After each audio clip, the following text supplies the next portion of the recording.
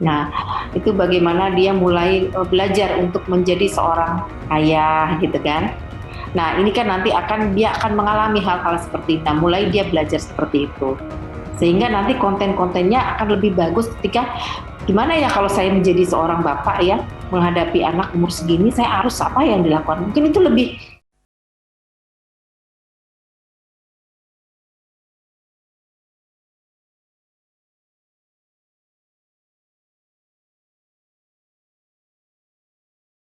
Sudah lama banget ya Hippo menyediakan gadget aksesoris smartphone berkualitas di Indonesia. True Wireless Stereo Hippo ini harganya cuma 200.000. Pas, dengan harga segini fiturnya sudah lengkap dan suaranya enak.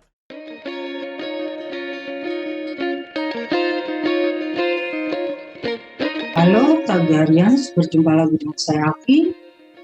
Saya saat ini bersama dengan seorang psikolog, Ibu Susi Yusnade. Kita akan membahas tentang konten YouTube Atta Halilintar, seorang YouTuber dengan jutaan pengikut. Ketua Komisi Perlindungan Anak Indonesia Susanto mengatakan konten YouTube Atta Halilintar itu terlalu vulgar, tidak ramah untuk anak. Padahal penontonnya banyak sekali anak dan Pak Susanto meminta Atta memikirkan memikirkan anak-anak, jadi jangan terlalu vulgar dan sebaiknya ramah untuk anak. Saya sapa dulu Ibu Susi. Halo Ibu Susi. Ya, halo juga Bu. Assalamualaikum warahmatullahi wabarakatuh. Waalaikumsalam warahmatullahi wabarakatuh. Semoga Ibu Susi sehat ya. Ya, alhamdulillah. Iya, jadi Pak Susanto berpendapat demikian mengenai konten YouTube Atta Halilintar.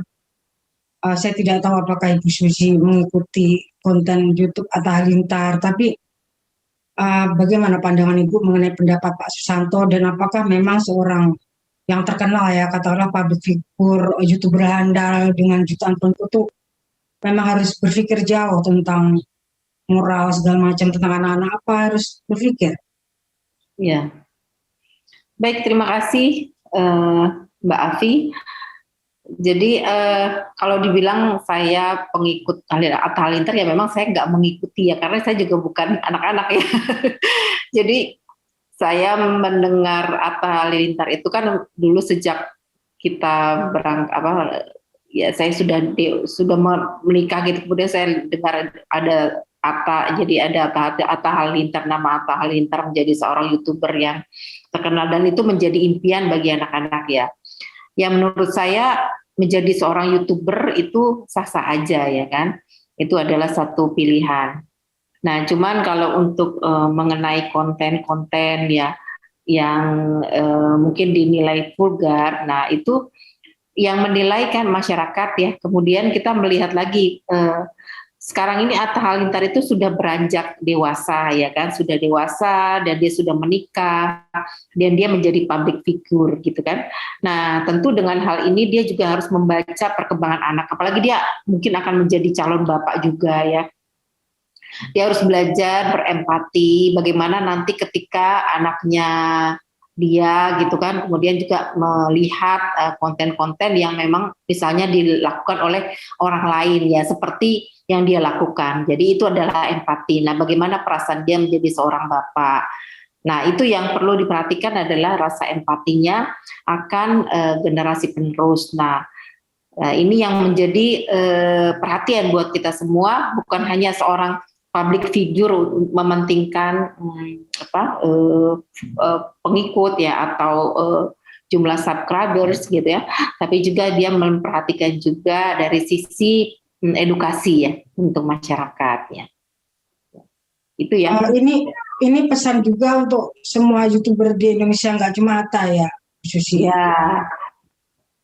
Iya, jadi kalau saya lihat sekarang itu YouTuber itu lebih ke arah memamerkan ini ya mungkin ya itu pas kebetulan saya lihat aja mungkin ya harta gitu ya, kekayaan, terus kemudian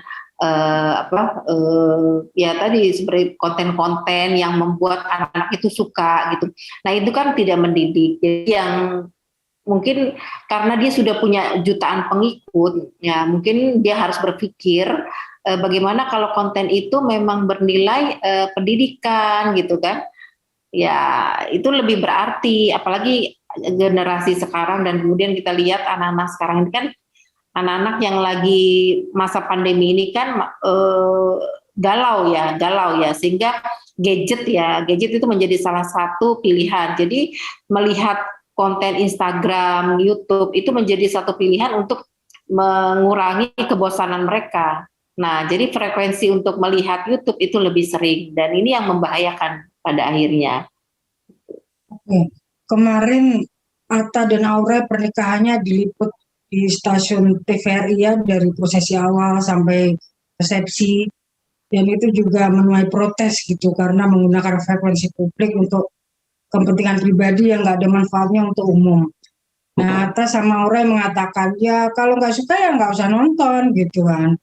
Nah, ketika kemudian konten YouTube diprotes, kalau mereka misalnya ya kalau nggak suka ya nggak usah nonton, itu bagaimana kalau seperti itu? Ya, jadi gini, kalau saya melihat ya seorang remaja kemudian dia beranjak menjadi dewasa, tentu apalagi sudah banyak pengikut, kontrol diri mungkin kontrol diri itu masih sedikit ya, maksudnya masih perlu pembelajaran ya, masih perlu pembelajaran hidup ya. Nah, ini yang memang kita harus perhatikan juga. Oleh karena itu saya melihat yang paling penting adalah peran media. Peran media juga harus teredukasi, harusnya dia tidak meliput, gitu kan. Nah, ini yang harus diperhatikan karena kan dia begitu ya karena juga itu menjadi konsumsi publik ya, dan orang, nah, media juga di dalam hal ini yang suka dengan menayangkan berita itu gitu kan. Nah, jadi saya melihatnya dari sisi dia sebagai pelaku, tapi juga ada sisi lain yang memang menjebatani atau memberikan lowong ya, memberikan kesempatan untuk dia juga jadi seperti itu. Nah, jadi harus sama-sama ini perannya. Kalau media tidak memberikan kesempatan untuk dia tampil, itu juga kan tidak terjadi gitu. Oke Bu, untuk anak-anak sebagai penonton YouTube katakanlah ya, kan kita juga nggak bisa menuntut orang harus membuat konten seperti ini atau seperti itu. Nah, apa yang harus dimiliki seorang anak? Mereka kan begitu lahir udah kenal dengan gadget dan mereka juga udah mengkonsumsi YouTube. Supaya anak-anak ini punya kontrol yang kuat, mana yang tontonan memang bermanfaat buat dia atau tidak, agar jangan hanya mengikuti itu apa yang dilihat. Ya, kembali lagi kepada peran orang tua ya. Peran orang tua di sini sebagai kontrol. Karena kalau apalagi sekarang ya, orang tua membiarkan anaknya dia bermain gadget, terus kemudian dia melihat gadgetnya, itu tidak dipantau, dia akan kehilangan kontrol diri. Jadi self control setiap anak itu, apalagi remaja, itu sangat kurang. Jadi saya berpikir itulah peran orang tua dalam hal ini, memberikan edukasi yang terus menerus. Oke, pertanyaan terakhir Bu, mungkin tadi udah sempat disinggung juga, tapi sebagai masukan untuk Atta Halilintar sebagai seorang konten kreator YouTube. Ya, jadi kalau saya berpesan ya, ini kan sebenarnya masa yang emas buat Atta ya, dengan dia membina keluarga baru ya. Ya, saya berpikir ya, bagaimana jika Atta sebagai seorang yang terkenal di sekarang ini yang digemari oleh anak-anak ya, anak-anak yang sebenarnya yang melihat dia rata-rata anak-anak ya, bukan orang dewasa kan. Nah, itu bagaimana dia mulai belajar untuk menjadi seorang ayah gitu kan, bagaimana mendidik seorang ayah gitu. Nah, ini kan nanti dia akan mengalami hal-hal seperti ini. Nah, mulai dia belajar seperti itu, sehingga nanti konten-kontennya akan lebih bagus ketika gimana ya kalau saya menjadi seorang bapak ya, menghadapi anak umur segini, saya harus apa yang dilakukan. Mungkin itu lebih bijaksana ya. Jadi orang melihatnya juga, anak-anak yang remaja mungkin yang jadi follower dia akan lebih teredukasi gitu. Baik. Jadi ya betul. Baik, terima kasih Bu Susi sudah meluangkan waktu buat kami dengan Tagar TV. Ya, ya makasih Bu. Ya sama-sama. Demikian Tagarians perbincangan kami dengan Ibu Susi Yusnadewi, seorang psikolog, menanggapi tadi Ketua KPAI yang mengatakan bahwa konten YouTube Atta Halilintar belakangan ini tidak ramah anak. Sampai jumpa di lain kesempatan.